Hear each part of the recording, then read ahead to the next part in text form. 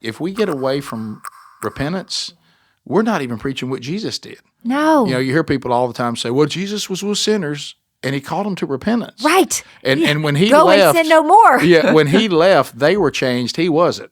Right. And so we have to forget that as long as we're letting people know this is the truth of the gospel, this is what God said, this is what Christ taught, not this is our opinion. Right. Because our opinion, now that's where you get into trouble.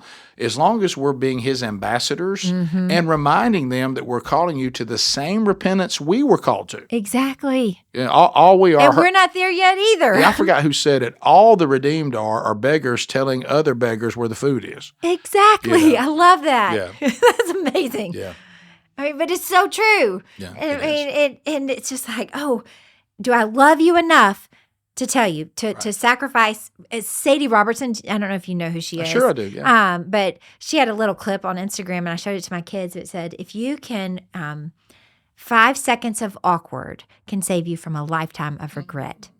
That's a great word. Isn't that great? It's my life, yeah. Yeah, sure. But really, that was awkward. I didn't like it was embarrassing to hear that, but it sure did save my life. But it saved your life. Yeah. And so, are we willing to be awkward to somebody? I mean, put ourselves out there because it can do so much for the whole kingdom. The whole body would suffer. As long as they understand we're saying it because we love them. Right. Well, that's my question to you. I'm sure you've had a lot of pushback. Did you in the secular world when you started bringing faith into it? What I'm about to say next, unfortunately, is not going to surprise y'all in the least. And this is frustrating. The number one pushback I get is not from lost people. Really? It's from the church saying I'm not doing it right. It's arguing among denominations and arguing on the secondary stuff that Paul clearly told us not to get in foolish arguments over. Yes. It is, you don't have this right. You're not doing that right. There's some people that think that you shouldn't be in secular entertainment at all if you're a true follower of Christ. Of course, no way. That's a hard one to actually. I'm not since sure you look at what they did, but that's okay. And I don't chase those kind of things. That go back to how we all grow up. Right. When I first started, I was ready. I have a friend of mine and this is his personality, and we laugh about this all the time. When you told this friend of mine, which I won't name, you've heard the term "pick your battles." Yes, he does. He picks them all. And so I was like that in the beginning. Any opposition of any kind, I was ready to take it on. Unfortunately, long before I was even able to correctly walk out the narrative, I was more than willing to try. And so now I've learned that when a discussion gets to the point where now we're being unreasonable, say I'm going to be 60 this year, and I have made the decision for my longevity and my health. I will no longer attempt to reason with unreasonable people. Yeah. And that's one of the things Christ said to look at in the end times. Now, I'm not here to tell y'all when Jesus is coming back because he told me I didn't know.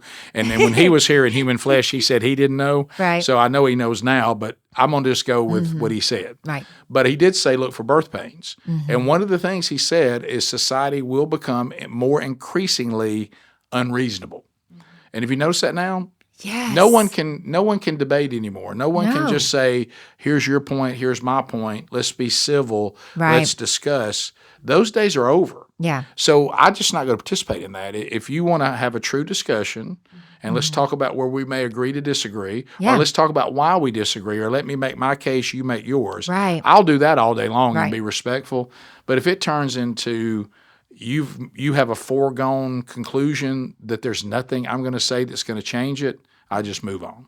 But most of it comes from denominational stuff. You're not doing it right, and so I have I have some jokes on that. Now, are there some people that say drop the Jesus stuff and just entertain us? Yes, but I will tell you. I'll tell you this. There was a survey that was recently done, brand new on the show, with a pretty big sample.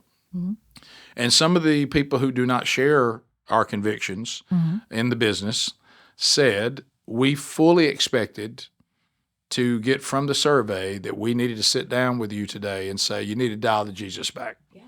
And he goes, but we didn't. he said people actually seem to like that there's a place to go in secular entertainment where even if they agree or disagree, they like hearing a biblical worldview. So this story today, let's Interesting. tell you how we see that through the Bible. Yeah. This happened today. Let's see this through the Bible. And he said, so that was a sign from God that maybe we don't always do it right, but mostly we're doing it right because even the people that don't completely agree with us still find the show informing and entertaining. Yeah. And so it's not really running them off. And so that was, and that could also be that if you don't like it, you've already left and you're just not there, so you didn't take the survey.